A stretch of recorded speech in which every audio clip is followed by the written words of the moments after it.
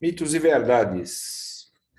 Eu recebi a tarefa de falar algo breve com esse título, e claro que as possibilidades são muitas, né, sem dúvida. Então, eu optei por uma reflexão breve sobre os termos, tentando trazer algo também para a nossa realidade, né? Então, eu sou o professor César Mangolin, do curso de Filosofia da Unimes. Mitos e verdades são dois termos que não devem ser pensados como antagônicos, ou como antônimos. Chamamos de mito não é uma simples mentira ou uma enganação. Seja atribuindo a seres e forças sobrenaturais a origem do mundo material e da vida, seja expressando, por meio de relatos fantásticos, as razões dos acontecimentos, a justificativa de uma hierarquia social qualquer, a possibilidade da boa colheita, a sorte na guerra, os fenômenos naturais, a razão de nascermos e morrermos e o que pode ocorrer depois, etc. Os mitos cumpriram e cumprem a tarefa de dar sentido a ações ou condições, contribuindo para que uma determinada forma de organização social se reproduza, no mínimo, de maneira resignada.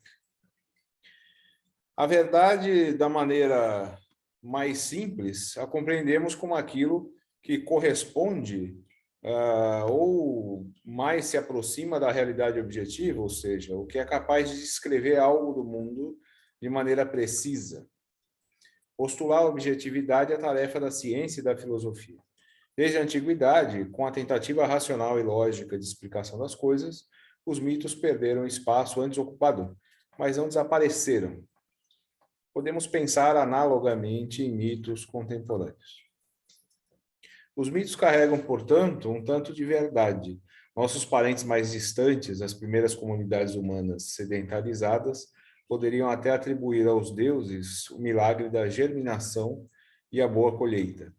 Mas sabiam muito bem que não teriam que comer sem observação, correto manejo, a quantidade certa de água e de outros nutrientes, ou seja, com muito trabalho e aprimorando constantemente o conhecimento sobre a agricultura. Do contrário, teriam de retornar ao nomadismo coletor e à caça. A tarefa dos mitos, num tempo em que nosso conhecimento era mais reduzido, era dar às pessoas algum sentido e explicação, ainda que num plano fantástico. Jamais as coisas poderiam ficar no vazio da incerteza, da possibilidade de eventos casuais. Ao lado da nossa capacidade e necessidade, por vezes pretensiosa, da explicação, o medo da vulnerabilidade do imprevisível explica a razão das construções míticas. Com o avanço do conhecimento humano, porém, os mitos tendem a ocultar condições, no geral, muito ruins e a legitimar posições deploráveis. Desigualdades sociais gritantes, disposições violentas e egoístas, preconceitos e discriminação, o conservadorismo mais cinzento.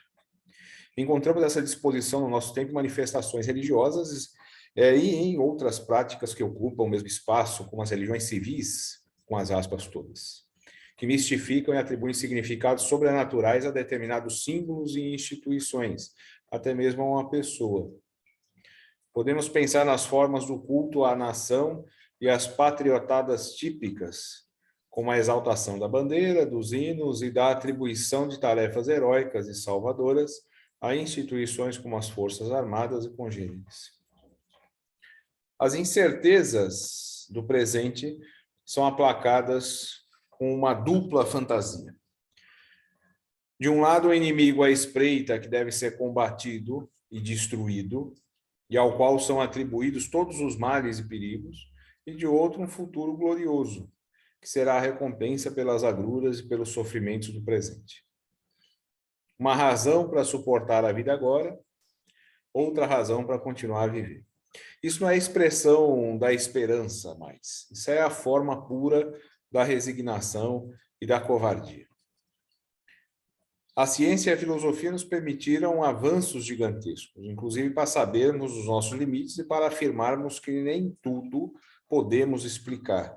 E nem tudo, e nem por isso, é razoável apelar para algum argumento sem base material. Nossa capacidade de avançar para além das aparências e explicarmos o que as coisas são inclusive as estruturas sociais, nos permite desencantar o mundo. Um mundo encantado que pode ser desencantado, para usar aí um termo do Max Weber. As incertezas quanto ao futuro imprevisível são racionais, tanto quanto a nossa capacidade de compreendermos as possibilidades abertas e as probabilidades.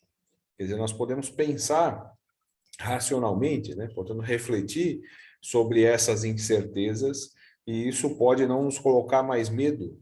Afinal de contas, o futuro é imprevisível, mas nós podemos pensar em possibilidades, em probabilidades, enfim, né? É na ação política organizada e planejada que reside a possibilidade de construirmos relações sociais que eliminem as desigualdades. A ciência e a filosofia, portanto, são instrumentos para isso. Nós não precisamos mais criar deuses, nós não precisamos de mais mitos e nós não precisamos de mais sacrifícios. A experiência recente do Brasil parece deixar isso bastante claro. São essas as reflexões que eu sugiro aqui para o nosso tema, e agradeço a oportunidade de participar aqui do podcast da Unibis. Meu abraço e até a próxima.